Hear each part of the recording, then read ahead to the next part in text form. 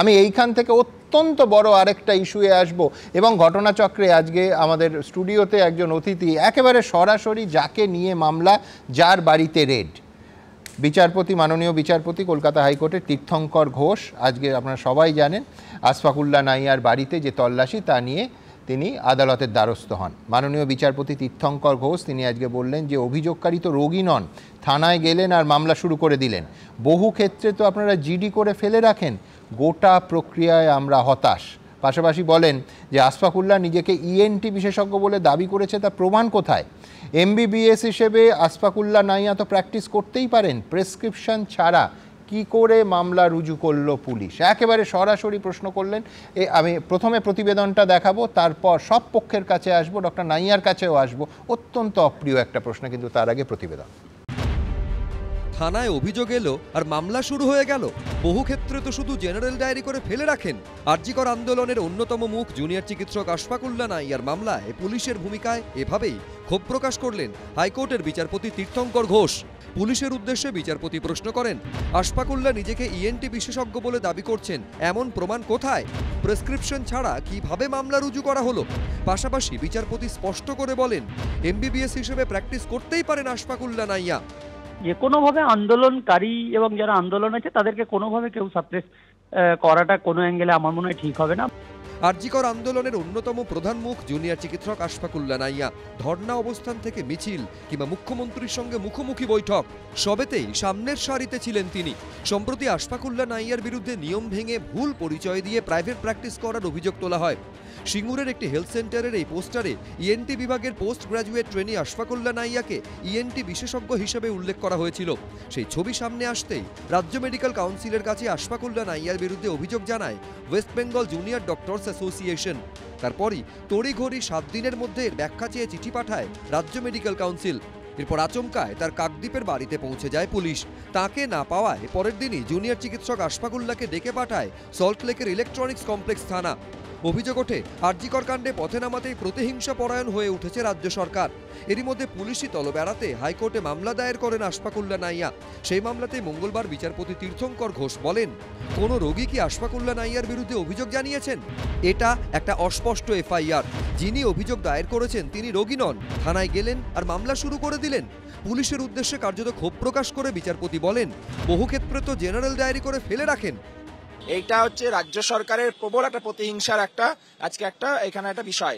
না হলে একজন ডাক্তারের বাড়িতে ভোরবেলায় একদল পুলিশ পাঠাচ্ছে এমন ভাবে যেন সে একটা ক্রিমিনাল, তাকে সোশ্যালি ডিফেম করার জন্য এই জিনিসটা করা হয়েছে। প্রতিবাদী আশফাকুল্লাহ নাইয়া তার বাড়িতে পুলিশ পাঠিয়ে আজকে একটা প্রতিহিংসা করতে চাইছে, আন্দোলনের মুখটাকে দমন করে দিতে চাইছে।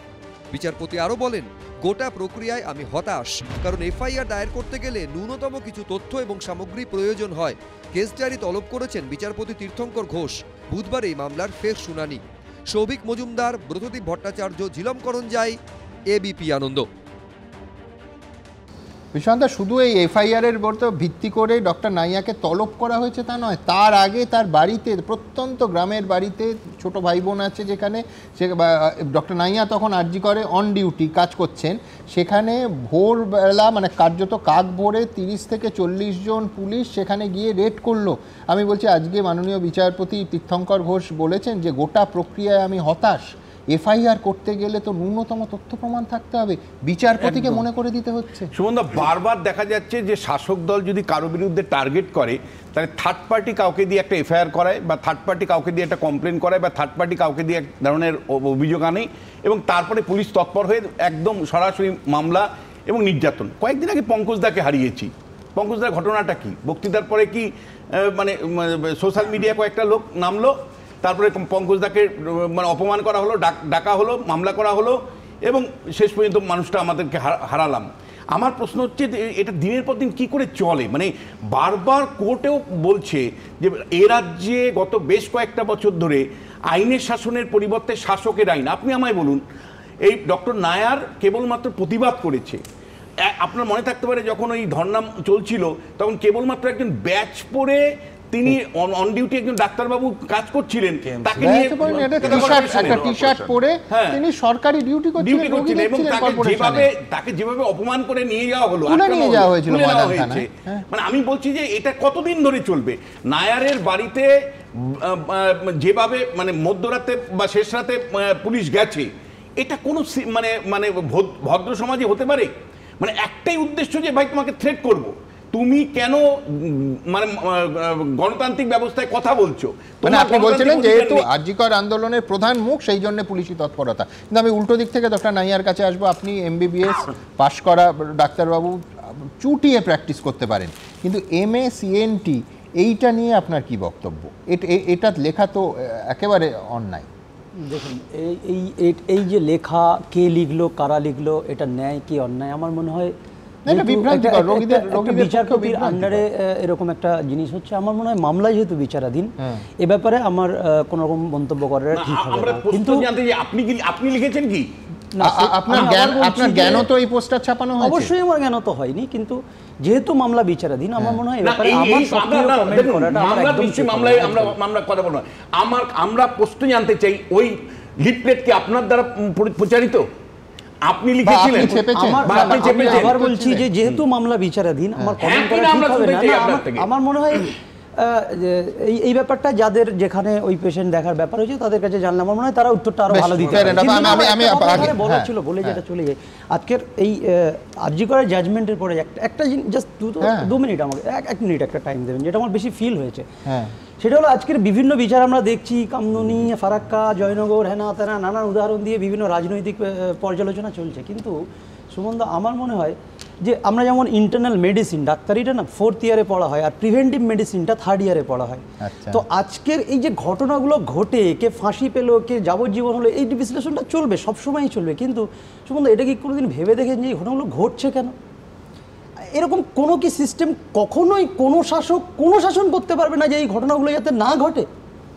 আজকের আমার ব্যক্তিগত ব্যাপারে আমি আবার বলছি মামলা বিচারাধীন, কিন্তু এই ঘটনাগুলো যাতে না ঘটে, প্রিভেন্টিভ মেডিসিন হিসেবে আপনার শাসক দল থেকে শুরু করে আপনার পুলিশ প্রশাসন থেকে শুরু করে যাদের হাতে পাওয়ার আছে, আমরা কবে সেরকম একটা সমাজ পাবো যে এইরকম বাচ্চাগুলো তাদের জীবন যাবে না, এই ছোট ছোট বাচ্চাগুলো সমাজের কাছে খাদ্য তৈরি হবে না, তারা ভবিষ্যৎ তৈরি হবে যেদিন, আমি বলছি সোজা রাস্তায় যদি না হয় সেটা সেই দিনই হবে যেদিন একটা দৃষ্টান্তমূলক শাস্তি হবে, যেদিন এই নরপিশাচরা, আমি নরপশু কখনো বলি না, পশুদের অপমান করা হয়, এই নরপিশাচরা বুঝে যাবে যে এইটা করলে চূড়ান্তভাবে কোনো দিক থেকে সে যত প্রভাবশালী হন না কেন কোনো সাপোর্ট পাওয়া যাবে না, চূড়ান্ত শাস্তির মুখোমুখি হতে হবে। সেই জন্যই তো দেশে সভ্য সমাজে আইন এবং বিচার এবং শাস্তিদানের প্রক্রিয়া হয়েছে, নয়তো তো সমস্ত উঠে যেত। কিন্তু আমি অর্ণবের কাছে এই পাটে আসবো যে MA CNT পরিচয় দিয়েছে, এই হচ্ছে অভিযোগ।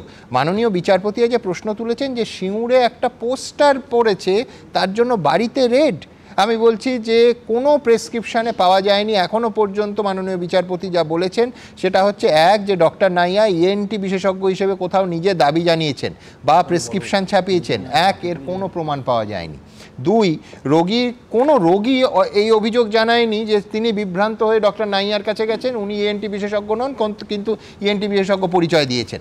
আমি বলছি যে এইখানে FIRটা অস্পষ্ট, কথা হাইকোর্টের মাননীয় বিচারপতি তীর্থঙ্কর ঘোষ বলছেন যে পুলিশ তো GD করে ফেলে রাখেন আপনারা। প্রথমেই যেটা বলবো সুমনদা, সেটা হচ্ছে যে একজন শিক্ষক, তিনি ডক্টরেট করছেন, PhD করছেন, তিনি তো ডক্টরেট লিখতে পারেন না। যদি কেউ তাকে ডাকছে কোনো একটা জায়গায়, ডক্টর অমুক বলেও লিখতে পারে না সেটা। যদি সে কেউ লেখে, তিনি নিজে লেখেননি, অন্য কেউ যদি সে লেখে, তাহলে সেই শিক্ষকেরই উচিত সেটার বিরুদ্ধে আগে প্রতিবাদ করা, যে এটা আপনি লিখছেন কেন। এই যে পোস্টারটা যেটা চলছিল সিঙ্গুরে এরকম ভাবে, তার বিরুদ্ধে ডক্টর নাইয়া তো একাধিকভাবে প্রতিবাদ করেছেন, একাধিক জায়গায় প্রতিবাদ করেছেন। উনি কি একটা স্টেটমেন্ট এর আগে দিয়েছেন কখনো যে না এটা আমার ভুল হচ্ছে, এটা আপনারা কেন করছেন? এটা কিন্তু আমরা পাবলিক ডোমেইনে পাইনি কখনো যে উনি এই ধরনের প্রতিবাদ করেছেন। আজকে এই প্রসঙ্গটা আসছে যখন, তখন হয়তো উনি বলছেন যে আমি এটার সঙ্গে জড়িত নই, কিন্তু এটা তো সবার আগে সেই মানুষকেই প্রতিবাদ করা উচিত যে আপনারা কেন এটা ব্যবহার করছেন, আপনারা কেন এটা ব্যবহার করছেন। আমি উত্তরটা জর্জিয়া সেই ডক্টরেট জানতেন না, যিনি ডক্টরেট লিখে ঘুরে বেড়াতেন, প্রথম। সেকেন্ড, এই দেখো একটা ক্রিমিনোলজিতে না ব্যাপার আছে, mens rea and actus reus, তোমার আমার মডেল অফ অপারেন্টি এবং অ্যাকচুয়াল থিং। এই লিফলেট নিয়ে আমাদের রাজ্য সরকার দারুণ কাজ করে। যখন জাস্টিস রাজাশেখর মান্থার বাড়ির সামনে লিফলেট পোস্টার পড়লো, কে পোস্টার মারলো ওটা কেউ জানে না, কিন্তু ডক্টর নাইয়ার যখন একটা এমএস লেখা হয়ে গেল, কে লিখলো সেটাও সত্যি কেউ জানে না, কিন্তু উনার বাড়িতে চলে গেল। দেখো যদি বাড়িতে চলে গেল শুধু না, আমি বলছি যে লিফলেট ছাপিয়েছে তার বাড়িতে কিন্তু রেড হয়নি, যার নামে ছাপিয়েছে তার বাড়িতে রেড হলো এবং বাড়িতে রেড। বলছি উনি যদি এটা করে থাকেন, উনি যদি নিজেকে এমএস বলে পরিচয় করেন, অ্যাবসলিউট ফ্রডজারি একটা, ওনার কাছে মামলা হতেই পারে। মেডিকেল কাউন্সিল ওনার কাছে মামলা হবে, ওয়েস্ট বেঙ্গল মেডিকেল কাউন্সিলে অ্যাপ্লিকেশন হলে ওনার লাইসেন্স পর্যন্ত যেতে পারে। কিন্তু এই পুলিশের অতি সক্রিয়তার কারণটা কি? যেখানে অতি সক্রিয় হওয়ার দরকার সেখানে আর পুলিশ এই ডিগ্রি নিয়ে এত চিন্তা ভাবনা করে। আমি তো বলি পুরো দেখো, ক্রিমিনাল কেসের কমপ্লেন যে কোনো দিন হতে পারে, ক্রিমিনাল কেসের কমপ্লেন যে কোনো দিন হতে পারে, আজ থেকে 20 বছর পরে হতে পারে, কোনো টাইম লিমিটেশন নেই। তাহলে হোক না, একটা ইস্ট জর্জিয়ার ডক্টরেট যে লিখতো তার নামে একটা কমপ্লেন হোক, পুলিশের ক্ষমতা তাহলে করুন। না না, এটা তো কম করা হয়নি। মানে এই যে ইস্ট জর্জিয়া কেন উনি ব্যবহার করেছেন সেটা নিয়ে উনি ইউনিভার্সিটি নিয়েছেন এবং সেটা ইউনিভার্সিটি নেই, হোক না কমপ্লেন একটা, উনি একেবারে উনি একটা কমপ্লেন হোক। উনি তার কথা নয়, 84 সালের কথা। আমি বলছি যে একটা পোস্টার আমি ধরে নিচ্ছি তর্কের খাতিরে, আমরা আগামী 2 মিনিট ধরে নিলাম, ওটা ভুয়ো পোস্টার। তো যে ছাপালো, যে সংস্থার নাম আছে তার মালিকের বাড়িতে অথবা অর্গানাইজারদের বাড়িতে রেড হলো না, রেড হলো তার নামে। আমি যদি ডক্টর অর্ণব শাহ না হই, আমার নামের আগে যদি ডক্টর বসে তাহলে আমার সবার আগে প্রতিবাদ করা উচিত, সবার আগে বলা উচিত আপনি এটা করছেন কেন। প্রথম কথা হচ্ছে এইটা, আমার আগে বলা উচিত। 2 নম্বর হচ্ছে এই যে কনস্ট্যান্ট। কিন্তু আমি বলছি আজকে যদি তোমার পাশের পাড়ায় একটা অর্ণবের নামে পোস্টার পড়ে, তুমি জানতে পারবে?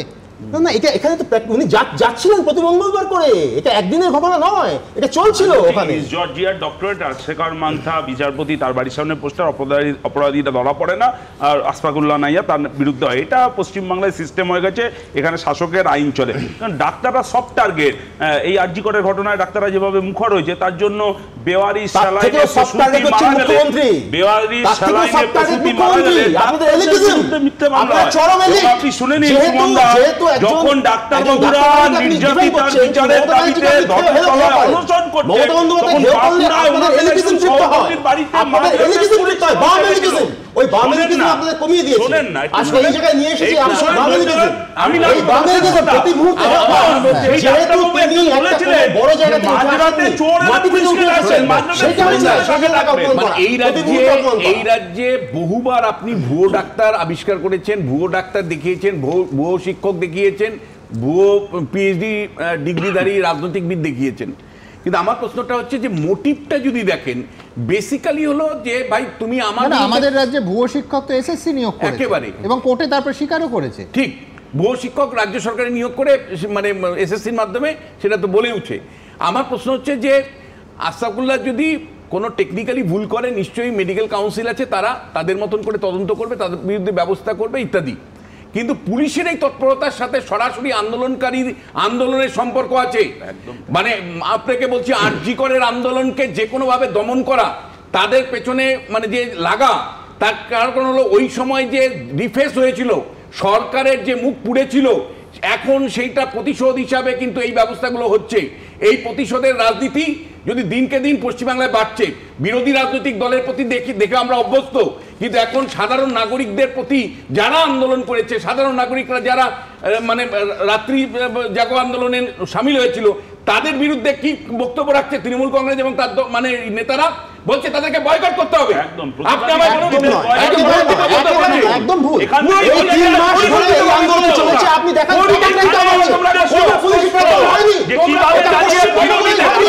এই জিনিসটা উত্তরপ্রদেশ থেকে রাখবো না, বিশ্বনাথ চোখ সংকীর্ণ রাখবেন না, পশ্চিমবঙ্গ এখনো পর্যন্ত এই জায়গা যেখানে এই আন্দোলন হয় এবং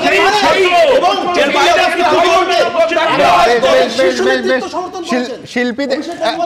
আচ্ছা, বেশ বেশ বেশ চমৎকার একটা প্রসঙ্গ অর্ণব তুলেছে। আপনাদের জানিয়ে রাখি, এটা নিয়েই কেস দেবেন না প্লিজ। আজকে আমাদের অ্যানিমেশন একটু হাসির ছোঁয়া থাকবে, এতটা উত্তেজনা হলো তো। কিন্তু তার আগে আমার পরের প্রতিবেদন, যে একেবারে মূল বিষয়ে আবার ফিরবো, যে আরজি করে এই অভয়াকাণ্ডের যা রায় হলো শিয়ালদা কোর্টে, সেই নিয়ে বিশিষ্ট মানুষরা, এই সমাজের কৃতি মানুষরা কি বলছে দেখাবো। নিজের কাজের জায়গায় প্রত্যাশিতটা নিরাপত্তা বলয়ের মধ্যে তাকে ধর্ষণ খুন করা হয়েছে, শুধু তাই তো নয়, অত্যাচার করা হয়েছে। বিরল থেকে বিরলতম ঘটনা বটেই।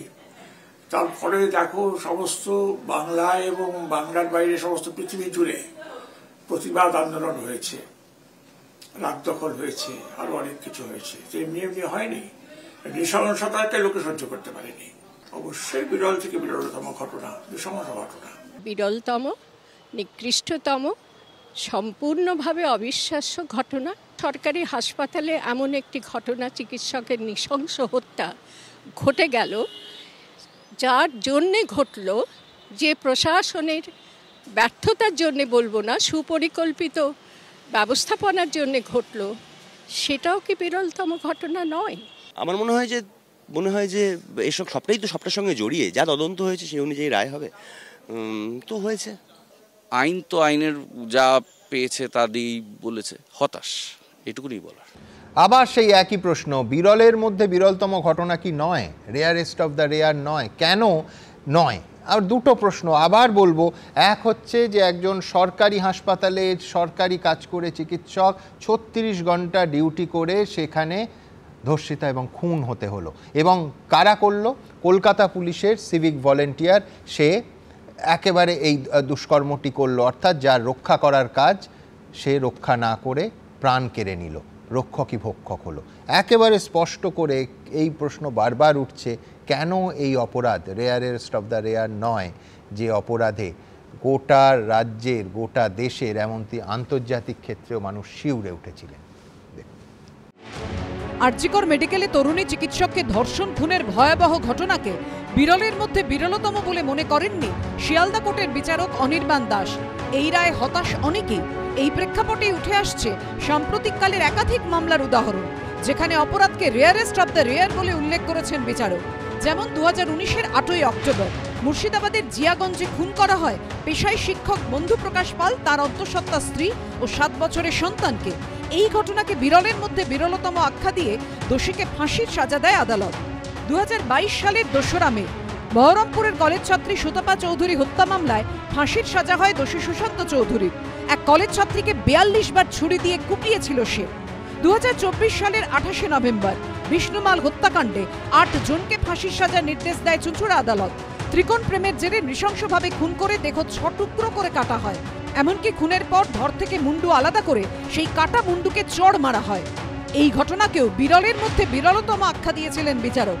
গত বছরের 6ই ডিসেম্বর কুলতলিতে 9 বছরের বালিকাকে ধর্ষণ খুনের মামলায় দোষীর ফাঁসির সাজার নির্দেশ দেয় বারুইপুর পক্সো আদালত। কিন্তু আরজিকরের তরুণী চিকিৎসকের ক্ষেত্রে দোষীর কেন সর্বোচ্চ সাজা হলো না, এই প্রশ্ন তুলেছেন সেই বালিকার বাবা। উপযুক্ত শাস্তি হয়নি, ও শাস্তি মৃত্যুদণ্ড হলে ভালো হতো। গত বছরের 13ই ডিসেম্বর মুর্শিদাবাদের ফারাক্কায় 9 বছরের বালিকাকে ধর্ষণ খুনের ঘটনা ঘটে। ধৃতদের মধ্যে একজনকে মৃত্যুদণ্ডের নির্দেশ দেয় আদালত। তারাও আরজিকর মামলায় সর্বোচ্চ সাজার পক্ষপাতী। আমি এটাই চাই যে ডাক্তার ম্যাডামেরও যে আসামি ধরা পড়েছে ফাঁসি সিন হয়, সেটা ফাঁসি হলে ভালো হতো, কিন্তু সবাই শান্তি পেত। এসব দুর্ঘটনা আর কেউ করতে না সাহস পায়। গত 7ই সেপ্টেম্বর মাটিগাড়ায় একাদশ শ্রেণীর ছাত্রীকে ধর্ষণ খুনের ঘটনায় মৃত্যুদণ্ডের নির্দেশ দেয় আদালত। গত বছরের 24শে নভেম্বর বাড়ির সামনে থেকে নিখোঁজ হয়ে যায় হুগলির বুড়াপেট 5 বছরের শিশু। ধর্ষণ খুনের মামলায় ফাঁসির সাজা দেয় আদালত। এই ঘটনাকেও বিরলের মধ্যে বিরলতম আখ্যা দিয়েছিলেন বিচারক। সিবিআই প্রমাণ করতে পারেনি, হয়তো সেটা তাদের ফল্ট। আমার মনে হয় বিরল থেকে বিরলতম কি নয়, ডাক্তারকে ওইভাবে মেরে দিয়েছে, এর থেকে আবার কি বিরলতম ঘটনা হবে? আমাদের কাছে তো ওটা বিশাল বিরলতম ঘটনা। গত বছরের 26শে সেপ্টেম্বর তিলজলায় 7 বছরের শিশুকে যৌন নির্যাতন ও খুনের ঘটনায় দোষীর মৃত্যুদণ্ডের নির্দেশ দেয় আলিপুর আদালত। বিচারক সুদীপ্ত ভট্টাচার্য বলেন, এটা বিরলের মধ্যে বিরলতম অপরাধ। এই প্রেক্ষিতে অনেকেরই প্রশ্ন, তাহলে আরজিকরে কর্তব্যরত এক চিকিৎসককে ধর্ষণ খুনের ঘটনাকে কেন বিরলের মধ্যে বিরলতম বলা হলো না? এ বিষয়ে নির্দেশনামার 170 নম্বর পৃষ্ঠায় বিচারক অনির্বাণ দাস লিখেছেন, এটা স্পষ্ট যে এই মামলা বিরলের মধ্যে বিরলতম হওয়ার শর্ত পূরণ করে না। সুপ্রিম কোর্ট বারবার উল্লেখ করেছে, একমাত্র ব্যতিক্রমী ঘটনার ক্ষেত্রেই মৃত্যুদণ্ড দেয়া যায়, যখন গোটা সমাজের চেতনায় এত জোরালো ধাক্কা লাগে যে তারা আশা করতে শুরু করে বিচার বিভাগ মৃত্যুদণ্ড দেবে। সুকান্ত দাস, সোমনাথ মিত্র, রাজীব চৌধুরীর রিপোর্ট, এবিপি আনন্দ। দেখুন, আবার বলবো যে বন্ধ কোর্টরুমের মধ্যে একজন জজ সাহেব তার সামনে শুধুমাত্র যেটুকু নথি, তথ্য প্রমাণ এবং আর্গুমেন্ট প্লেসড হবে তার ভিত্তিতে তিনি তার রায় দেবেন, পিরিয়ড। আমি বলছি যে এর ভেতরে জনতার আবেগ, বহির পৃথিবী কী ভাবছে, জনমত কি মনে করছে, এটা গ্রাহ্য করেন না এবং করা কখনো উচিত নয়। সুতরাং সিবিআই তিনি মনে করলেন যে বিরলের মধ্যে বিরলতম নয়। কেন? কারণ সিবিআই প্রমাণ করতে পারলো না যে ওটা বিরলের মধ্যে বিরলতম। অর্থাৎ ঠিক এইখানে বসে 24 ঘন্টা আগে তিলোত্তমার মা, বাবা এবং কাকিমা যা বলে গেলেন সিবিআইয়ের ব্যর্থতা। কিন্তু কথা হচ্ছে যে সিবিআই পারলো না, না সিবিআই করলো না। অর্থাৎ রাজনীতিবিদরা, বিরোধী রাজনীতিবিদরা ইতিমধ্যেই যে প্রশ্ন তুলতে শুরু করে দিয়েছেন যে সিবিআইয়ের এই ব্যর্থতা কি ইচ্ছাকৃত, আমরা জানি না, উত্তর খুঁজছি। সরকারি মেডিকেল কলেজে ঢুকে কর্তব্যরত চিকিৎসককে ধর্ষণ, নৃশংস অত্যাচার, খুন। ময়নাতদন্তের রিপোর্ট অনুযায়ী নির্যাতিতার শরীরে মিলেছিল 25টা ক্ষতচিহ্ন, চোখ দিয়ে অবধি বেরিয়ে এসেছিল রক্ত। সেই ঘটনাকে সোমবার বিরলের মধ্যে বিরলতম বলে মানেননি শিয়ালদা কোর্টের বিচারক অনির্বাণ দাস। এই রায় নিয়ে নিহত তরুণীর পরিবার থেকে চিকিৎসকদের মধ্যে যেমন অসন্তোষ তৈরি হয়েছে, তেমনই প্রশ্ন উঠেছে সিবিআই বারবার কোর্টে এই ঘটনাকে বিরলের মধ্যে বিরলতম বলে উল্লেখ করেও তা প্রমাণ করতে পারল না কেন। এই দিকটা তো ডিফেন্সরাই উঠালো যে এমন কোনো তথ্য প্রমাণ সিবিআই দিতে পারেনি যেখান থেকে প্রমাণিত হয় যে এই ঘটনাটা বিরল থেকে বিরলতম। আর এই সূত্র ধরেই অনেকে সংশয় প্রকাশ করছেন আরজিকর কাণ্ড সংক্রান্ত যে তদন্ত এখনো সিবিআই চালাচ্ছে সেখানেও তারা সুবিচার এনে দিতে পারবে তো। ধর্ষণ খুনের মামলায় আপাতত জামিন পাওয়া আরজিকর মেডিকেলের প্রাক্তন অধ্যক্ষ সন্দীপ ঘোষ এবং তালা থানার ওসি অভিজিৎ মণ্ডলের বিরুদ্ধে কবে সাপ্লিমেন্টারি চার্জশিট দেবে সিবিআই? মহামান্য সুপ্রিম কোর্টে বারবার বলে এলো বৃহত্তর ষড়যন্ত্র, আরও অনেকে জড়িত রয়েছে, অথচ তারা যখন চার্জশিট দিল একজনের বিরুদ্ধে দিল এবং শেষ অবধি সম্ভবত 164 দিন অতিক্রান্ত হলো রায় দেবার দিন অবধি। এই 164 দিনে তারা কিন্তু আর কারো নাম সামনে আনতে পারলো না। সোমবারের রায়ে শিয়ালদা কোর্টের বিচারক অনির্বাণ দাস উল্লেখ করেছেন শিয়ালদা কোর্টের এসিজেএম এর থেকে সিবিআই তদন্ত এগিয়ে নিয়ে যাওয়ার অনুমতি নিয়ে এসেছে। এই মামলায় কেবলমাত্র ধর্ষণ খুনের ঘটনা নিয়ে চার্জশিট পেশ হয়েছে, মূল অভিযুক্তর বিচার প্রক্রিয়া চালানো হয়েছে। এর মানে এটা নয় যে পুরো তদন্ত শেষ হয়ে গেছে। তাহলে কোন তদন্ত এখনো বাকি আছে? সিবিআই জানিয়েছে বৃহত্তর ষড়যন্ত্র এবং তথ্য প্রমাণ লোপাটের অভিযোগ নিয়ে তদন্ত চলছে। এই অভিযোগ রয়েছে আরজিকর মেডিকেলের প্রাক্তন অধ্যক্ষ সন্দীপ ঘোষ এবং তালা থানার প্রাক্তন ওসি অভিজিৎ মণ্ডলের বিরুদ্ধে। ধর্ষণ খুনের মামলায় সিবিআই 90 দিনের মধ্যে চার্জশিট না দেওয়ায় 13 ডিসেম্বর দুজনই জামিন পেয়ে যান। তবে শিয়ালদা আদালতে পেশ করা রিপোর্টে সিবিআই জানিয়েছে বৃহত্তর ষড়যন্ত্রে দুজনের ভূমিকা নিয়ে তদন্ত চলছে। পরবর্তী তদন্তের পর সাপ্লিমেন্টারি ফাইনাল রিপোর্ট দেয়া হবে। কিন্তু তা কবে? সেখানে তারা সন্দীপ ঘোষ এবং অভিজিৎ মণ্ডলের বিরুদ্ধে ওঠা অভিযোগ যথাযথভাবে প্রমাণ করতে পারবে তো? তদন্ত কিন্তু কোথাও শেষ হয়নি। সিবিআই তদন্তের যে দরজা সেটা খোলা রেখেছে এবং বিচারকও সে অর্ডারে সেটা খোলা রেখেছে। আজকে প্রাইমা ফেসি যে তথ্য আজকে কোর্টের সামনে এসেছিল তার ফলে এই ব্যক্তিকে শাস্তি ঘোষণা করা হয়েছে। বাট এর পরেও হতে পারে যে তদন্তে আরো নতুন নাম উঠে আসছে। বর্তমানে আরজিকর মেডিকেলে দুর্নীতির মামলায় জেল হেফাজতে রয়েছেন সন্দীপ ঘোষ আর টালা থানা প্রাক্তন ওসি অভিজিৎ মণ্ডল জামিনে মুক্ত। সৌভিক মজুমদার ও আবির দত্তর রিপোর্ট, এবিপি আনন্দ। কিন্তু আপনারা কি ভাবছেন? আপনারা জানেন আমাদের ভেরিফাইড এক্স অ্যাকাউন্ট সঙ্গে সুমন @সুমন দে। প্রচুর মন্তব্য, দ্রুত একটা মন্তব্য নিয়ে নেব। সুভাষ ঘোষ হাজরা তিনি লিখছেন প্রথমে কলকাতা পুলিশ এবং পরে সিবিআই কেউই যথাযথ তদন্ত করতে চায়নি। মিহির কানুনগো লিখছেন সঞ্জয়ের ফাঁসির জন্য এই ব্যগ্রতা, আরজি করে দুর্নীতি দমনে দেখা গেলে অভয়াকে এত তাড়াতাড়ি পৃথিবী থেকে চলে যেতে হতো না। শর্মিষ্ঠা দত্ত লিখছেন অভয়ার মা বাবার কথায় গুরুত্ব দিয়ে তদন্ত হোক। কৌশিক চক্রবর্তী লিখছেন এরকম নৃশংস ঘটনা বিরলের মধ্যে বিরলতম না হলে আর কোনটা হবে? অগ্নিবেদ রায় লিখছেন পুলিশ তদন্তের নামে প্রহসন করেছে, আরও একবার স্পষ্ট নিম্ন আদালতের রায়, আমি যে কে তোমার তুমি তা বুঝে নাও। 1986 সালের অনুরাগের ছোঁয়া ফিল্মে কিশোর কুমারের সেই বিখ্যাত গান। এখন রাজনীতিতে যে কে কখন কার তা বোঝা ভারী কঠিন। এই কদিন আগেই শিল্পী বয়কট ইস্যুতে অভিষেক বন্দ্যোপাধ্যায়ের বক্তব্যকে বেনজিরভাবে একেবারে সরাসরি নস্যাৎ করেন কুণাল ঘোষ। একদিকে অভিষেক বললেন যে দলনেত্রী বয়কটে বিশ্বাসী নন, অন্যদিকে কুণাল বললেন যে নেত্রীর কথা তিনি আরেকজনের কাছ থেকে শুনবেন না। এখন রাজনীতিতে এইসব দ্বিঘাত ত্রিঘাত সমীকরণের হিসেব রাজনীতির দাদা দিদিরাই করুন। আমরা অঙ্কে কাঁচা বলে আবার আমাদের কেস দেবেন না প্লিজ। দেখুন, কেস দেবেন না প্লিজ। বন্ধুগণ, সুন্দর সন্ধ্যায় আমাদের মাঝখানে আজ hello hello hello hello hello hello hello